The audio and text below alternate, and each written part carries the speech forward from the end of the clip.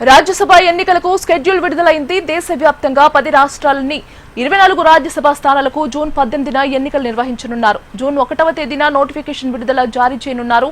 June 8వ తేదీ వరకు నామినేషన్లు స్వీకరించనున్నారు. ఇక ఇదే అంశానికి సంబంధించి మరింత సమాచారం అందించడానికి మా కన్సల్టెంట్ ఎడిటర్ శివప్రసాద్ లైవ్ లో సిద్ధంగా ఉన్నారు. శివప్రసాద్, ప్రధానంగా రాజ్యసభ స్థానాల్లో భారీగా అంటే 24 స్థానాలకి మొత్తం ఎన్నికలు జరగబోతున్నటువంటి పరిస్థితి. 1వ తారీఖు దీనికి సంబంధించినటువంటి నోటిఫికేషన్ ఎలక్షన్ కమిషన్ విడుదల చేయనుంది. 8వ తారీఖు వరకు నామినేషన్లు స్వీకరిస్తారు. 9వ తారీఖు నామినేషన్ యొక్క పరిశీలన, రిజెక్షన్ కానీ లేకపోతే ఒకవేళ ఉంటే కంటిన్యూ అవ్వడం కానీ ఇవి రెండు జరుగుతాయి. 18వ తేదీన యునానిమస్ కాకుండా అవసరమైతే ఒకవేళ పోలింగ్ జరిగేటటువంటి పరిస్థితి ఉంటుంది. 20వ తేదీ లోపల మొత్తం ఓటింగ్ ప్రక్రియ అంతా పూర్తయి మొత్తం ఎవరు గెలిచారు, ఎవరు ఎన్నికయ్యారు అనేది తెలియజేస్తుంది ఆ రోజు మొత్తం కూడా. ఆంధ్రప్రదేశ్కి సంబంధించినంత వరకు దీంట్లో 4 స్థానాలు ఉన్నాయి. ముఖ్యంగా వాటిల్లో 3 వైఎస్ఆర్సీపీకి సంబంధించినటువంటి స్థానాలు. పిల్లి సుభాష్ చంద్రబోస్, అయోధ్య రామిరెడ్డి, పరిమళ్ నత్వాని గుజరాత్కి సంబంధించినటువంటి రిలయన్స్కి సంబంధించినటువంటి వ్యక్తి. అతన్ని జగన్ ఇక్కడి నుంచి రాజ్యసభ స్థానానికి పంపించారు గతంలో. ప్రస్తుతం వైఎస్ఆర్సీపీకి 7 స్థానాలు ఉన్నాయి రాజ్యసభలో. 7 స్థానాల్లో 3 స్థానాలు ఇప్పుడు ఖాళీ అవుతున్నాయి. మరో స్థానం 4వ స్థానం సానా సతీష్ తెలుగుదేశం పార్టీకి చెందినటువంటి వాడు. అతను ఈ టర్మ్ కూడా అయిపోతుంది. కాబట్టి ఈ 4 స్థానాలకి కూడా ఎన్నికలు జరగబోతున్నాయి. అయితే తెలుగుదేశం పార్టీకి పూర్తి థంపింగ్ మెజారిటీ వచ్చింది కాబట్టి 4 స్థానాలని కూడా టీడీపీ స్వీప్ చేసేటటువంటి అవకాశం ఉంది. ఒకవేళ ఉప ముఖ్యమంత్రి పవన్ కళ్యాణ్తో ఒకవేళ ఏదైనా డిస్కషన్స్ జరిగి వాళ్ళ నుంచి ఎవరైనా ఒకరిని పంపించాలి అనుకుంటే ఒకవేళ వాళ్ళ నుంచి కూడా ఒకరిని పంపించే అవకాశం ఉంది. అది వాళ్ళిద్దరి మధ్య జరిగేటటువంటి అండర్స్టాండింగ్ చర్చల మీద ఆధారపడి ఉంటుంది.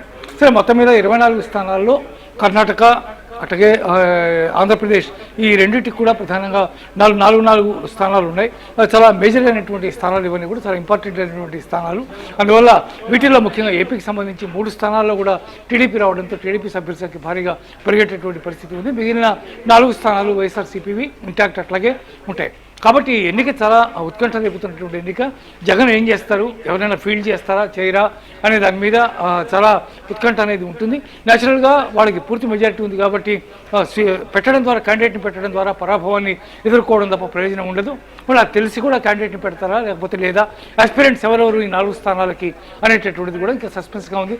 చాలామంది దానికోసం పోటీ పడుతున్నటువంటి వాళ్ళు ఉన్నారు. వాళ్ళలో ఎవరిని ఏ ప్రాతిపదిక మీద ఎంపిక చేస్తారో అనేది వేచి చూడవలసినటువంటి పరిస్థితి ఉంది. గీతిక, శివప్రసాద్ చెప్పండి, అలాగే రాజ్యసభ ఎన్నికల ద్వారా జాతీయ రాజకీయాల్లో ఏపీ ప్రాధాన్యం మరింత పెరిగే అవకాశం ఉందా?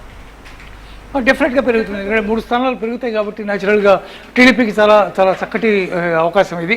ఆల్రెడీ ఒక స్థానం ఉంది, సానా సతీష్ బాబు దాంట్లో వచ్చి వెళ్తున్నారు, బయటకు వెళ్ళిపోతున్నారు తెలుగుదేశం పార్టీ నుంచి. కాబట్టి 4 స్థానాలు కూడా టీడీపీ కైవసం అవుతాయి. కాబట్టి న్యాచురల్గా టీడీపీ స్ట్రెంగ్త్ పెరుగుతుంది. తద్వారా ఎన్డీఏ స్ట్రెంగ్త్ కూడా అక్కడ బాగా పెరిగేటటువంటి అవకాశం ఉంది.